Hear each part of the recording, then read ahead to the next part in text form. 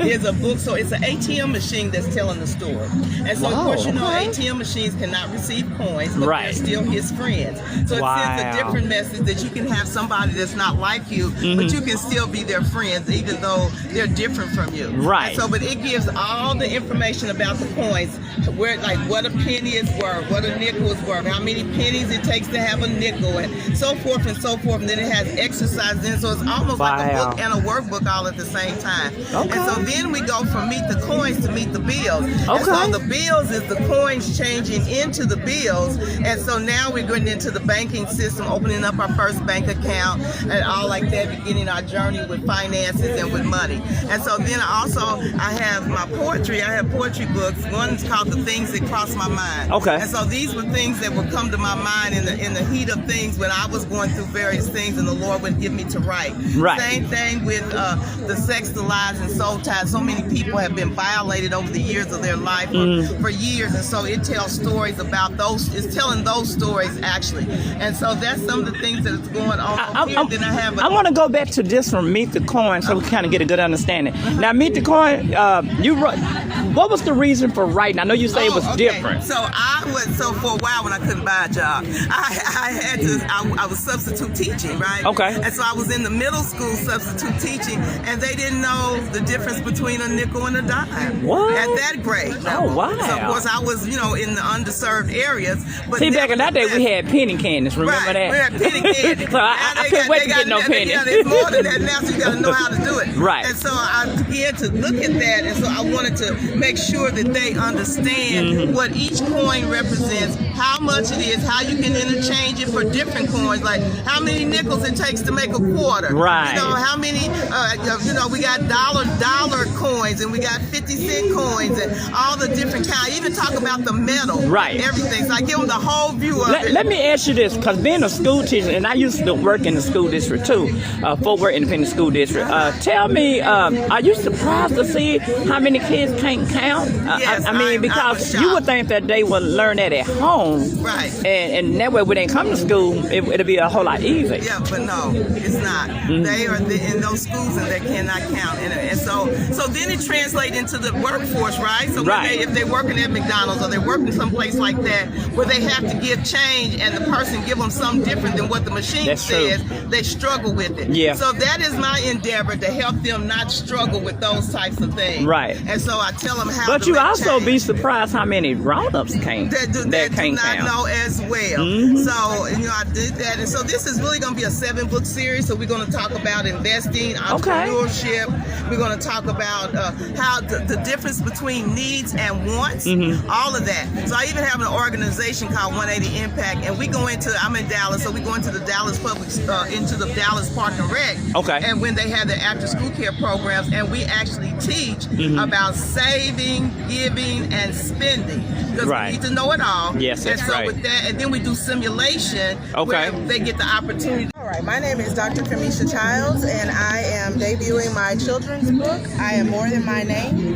It is a story about unique names. I wrote this book 6 years ago in response to, I am a teacher educator by day, and I wrote it in response to a call to make sure we speak to children and call them by their name, and don't try to shortchange them.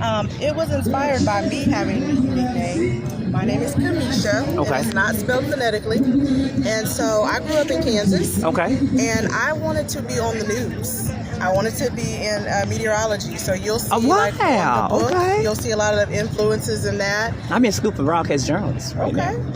And so the reason why I wrote this, I ended up not being a meteorologist, and part of that is because I didn't see representation growing up in Kansas. I didn't see any Kamishas on the news. And so this book kind of talks about being whoever it is you want to be, regardless of what your unique name might be, and owning the power in that. So. It's amazing.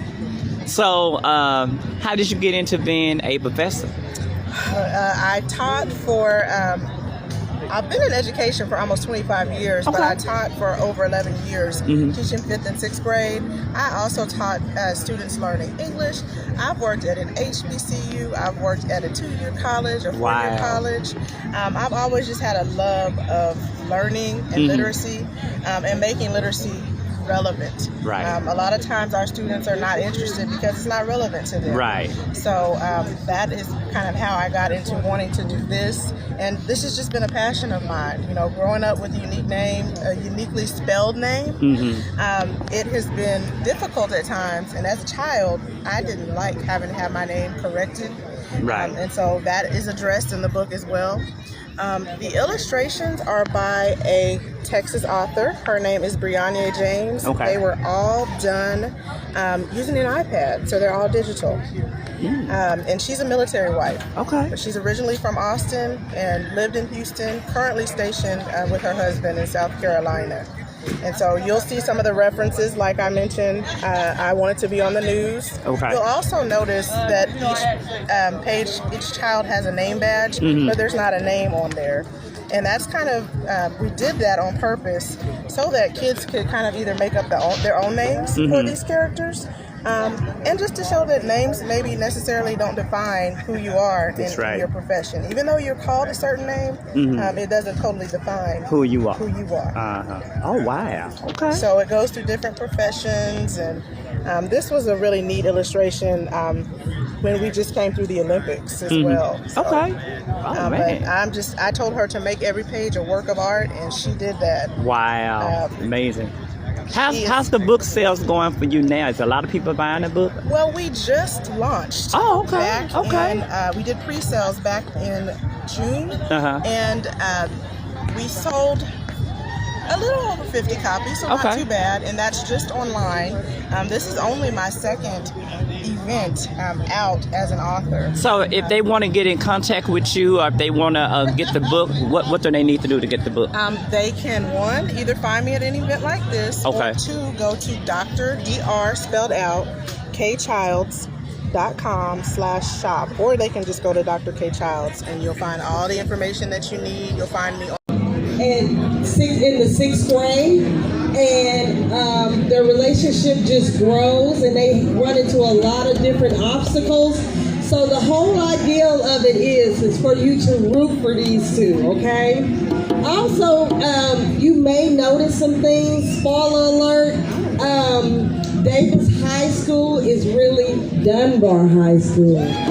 So you see a lot of things in that community that's familiar.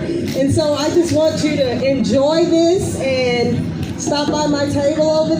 All right, y'all, we got a very special guest. Y'all know I love the young people because the young people are our future. And this person right here got first of all, tell everybody your name. My grandfather told me and this is 12 awards, real And you got a book, and a lot of young people don't have a book like that. So tell us a little bit about your book. You want to bring it? You want to live right there in the camera with the book? It's about Little Savior. If you ever seen the movie The Notebook, there's a scene in The Notebook where Ryan Gosling and not the main woman, but a little widow. And you look at her and go, what is her story? And I said, I got wait a minute. Before you go, tell everybody to check out your book and where they can get your book at. Happens when the child turns it back on her. So who's the Widow Savior? At the back side. Okay, at the back side. Anything else you want to say? Amazon. Yeah. One more time, I'm going to get from Israel, sir. And you got your family, you got your mom and dad. That's it. Next week, there is the Books, Burgers, and Mail happening in Arlington, Texas, y'all. We have a couple of vendor spots left. Some of the all right. Y'all hear the first right here is going down. I'm Donnie B Tv right here on Channel 49 Street. And we're going to have a lot more interviews coming up. Our young people are our future. We'll be right back. Thank you.